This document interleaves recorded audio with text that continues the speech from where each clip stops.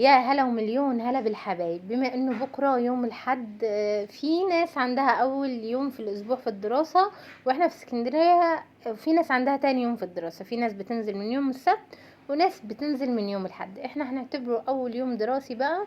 النهارده جايبه لكم شويه افكار عمليه واقتصاديه وحلوه جدا للغدا لما الاولاد يرجعوا بالسلامه ان شاء الله من المدرسه. اول حاجه معانا شويه رز معمر، وممكن رز ابيض عادي مفيش مشكله. ودول كانوا حوالي ربع كيلو صدق، عملناهم احلى صينيه بطاطس بالصدق. وجنبهم بقى شويه مخلل، شويه بتنجان مخلل، بقى اي نوع مخلل انت حباه زي ما انت حابه. دي اول فكره غدا معانا. بس اهم حاجه نعمل ايه؟ نسمي الله ونصلي على الحبيب المصطفى. اللهم صل وسلم وبارك عليك يا حبيبي يا رسول الله، عليه افضل الصلاه والسلام. ما تنسوش اخواتنا من دعائكم. زي ما انتم شايفين الفيديو اللي اتظلم بجد، اتظلم في المشاهده وفي اللايكات. الفيديو ده عالمي. دي يا جماعة أجنحة دجاج. أنا عملتها كده زي فكرة فراخ شيش، وحطيتها كده في عصيان بتتبيلة وتحتها عيش وصوص كده جميل وبصل بالسماق. ودول شوية رقاب حشيهم بقى رز فريك، اللي هي الخلطة بتاعت الممبار زي ما انتي حابة. وعملوا لنا أحلى شوية شوربة عالمية. الأجنحة كانت ب60 جنيه، والرقاب كان الكيلو ب10 جنيه.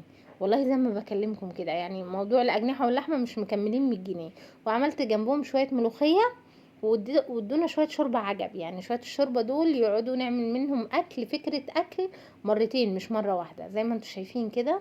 ادي الأجنحة، وادي فكرة الأجنحة بالعيش بالصوص بتاعها، يتاكل لوحده من غير لا رز ولا مكرونة ولا أي حاجة. تاخديها كده بالعيش اللي مليان صوص. والشيش بتاع الأجنحة كان خطير خطير خطير. ادي الملوخية وادي الشوربة بقى كمية حلوة جدا.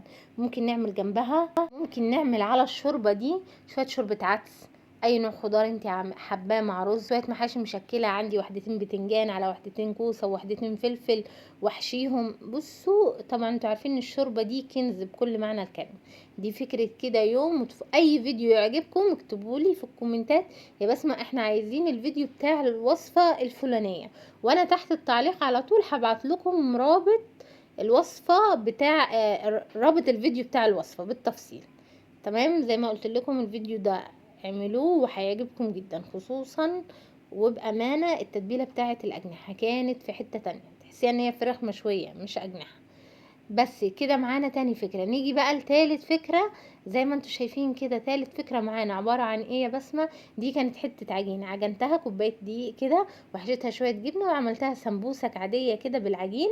وحتى حتة العجينة اللي فضلت حمرتها وحطيت عليها شوية شربات استفدنا منها. ودول شوية مكرونة يستاهلوا بقكم. مكرونة مع بصل مع فلفل، ما بين المكرونة المحمرة والمكرونة المسلوقة، ميكس كله في حلة واحدة كده على السريع. وعملت سلطة وحمصت عيش كده عادي وحطيت فيه السلطة. تغيير يعني الاكل لما بيكون فيه تغيير، حتى لو هي نفس الوصفات بيفتح النفس، العين بتاكل الاول. وعملت جنبهم شوية عصير ليمون. كانت وصفة من غير لا لحمة ولا فراخ، بس كانت طعمة وجميلة جدا. كده تالت وصفة معانا. ندخل بقى على رابع وصفة، العشق. بصوا بقى، انا بالنسبة لي اخر الشهر اول الشهر نص الشهر، انا الكشري عندي استعداد من الحاجات اللي انا اعملها مرتين في الاسبوع بجد والله. والكشري المصري مش هقول لكم كشري الحله الواحده، الحمد لله بشهاده بناتي وبناتي عندي بالدنيا ان الكشري بتاعي حلو قوي. تمام، انا نزلت لكم الوصفه كذا مره. الكشري ده بيرمي معانا، يعني الكشري ده بيرمي معانا وبيرمي كميه حلوه. وهو عباره عن ايه؟ شويه رز فاضلين مع شويه عدس بجبه، مع نوع مكرونه سباكيتي ونوع مكرونه مرمريه الصغيره دي. بجيب بصلايتين بشوحهم كده واحمرهم واعملهم كريسبي. كيس صلصه، طبعا احنا فرزنا صلصه لما قلنا يا بس الفتره اللي عدت، بغض النظر ان هي غاليه اليومين دول، بس من قبل كده كانت رخيصة جدا وفرزنا منها ياما.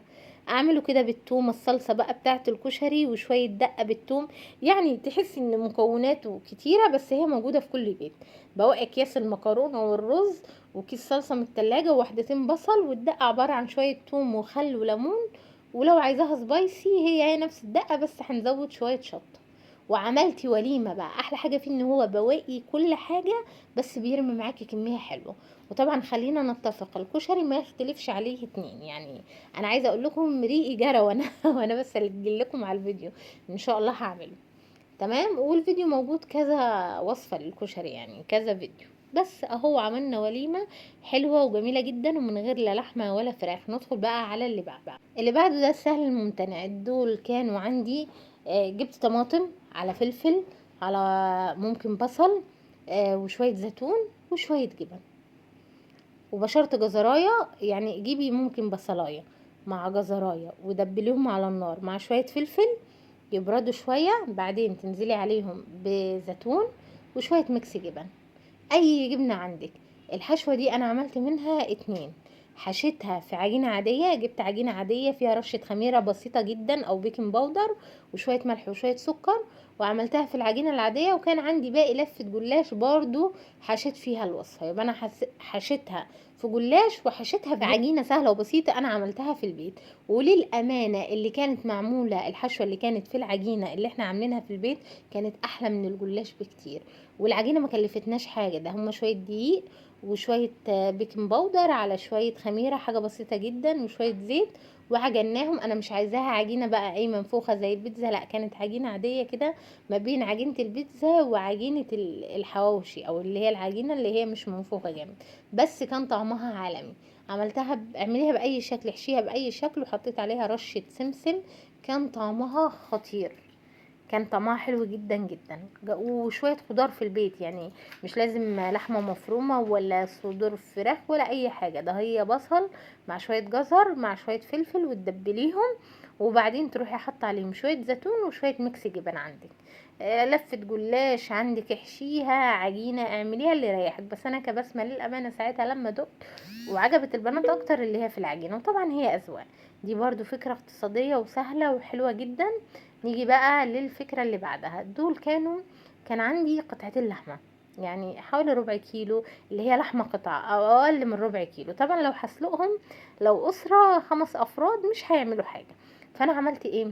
قطعتهم صغير قوي وتبلتهم تتبيلة شاورمة اللحمة، وجبت كمية بصل حلوة كده دبلتها، وبعدين نزلت بقى ايه، عملت احلى شاورما. وجبت عيش كايزر وشوية بطاطس محمرة وشوية طحينة.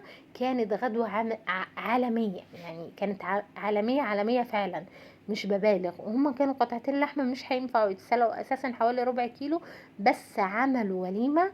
يعني شاورما اللحمة دي اللي هي المصري، الشاورما اللي بتتحط في العيش الكايزر اسمها شاورما مصري، تمام. الشاورما اللي بتتحط في العيش السوري اسمها شاورما سوري. دي بقى كانت اللي هي بالكايزر، وعملت حوالي 10 سندوتشات محترمين. طبعا احنا كترنا البصل ودبلناه، وكان طعمها بجد، كان طعمها بدون مبالغة احلى من الجاهز. جربوها، وزي ما قلت لكم اي فيديو عايزين الطريقة بتاعته اكتبوا لي كومنت، وانا هبعت لكم لينك الفيديو تحت الكومنت بتاعكم. وقولوا لي لو عجبتكم فكرة ان احنا نرجع الفيديو اللي هو بيكون فيه افكار مجمعة للغدا، الفيديو اللي هو بتاع المنيو الاسبوعي. لو حابين نرجع الفيديو ده مرة كل اسبوع، ونجمع كده شوية افكار عملناهم نفكر بعض بيهم لافكار غدا، اكتبوا لي تحت في الكومنتات. شايفين الجمال؟ بجد انا بايد بعشق طريقة عمل الشاورما في البيت، فظيعة.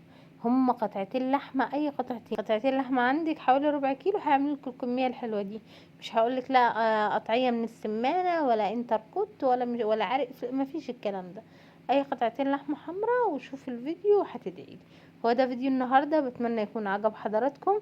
لو عجبكم الفيديو لايك وشير واشتراك وتفعيل الجرس عشان يوصلكم كل جديد على قناتي. وما تنسوش الصلاة على النبي عليه افضل الصلاة والسلام، وتدعوا لاخواتنا في كل وقت وكل اذان. اشوفكم على خير في فيديوهات تانية كتيرة. مع السلامة.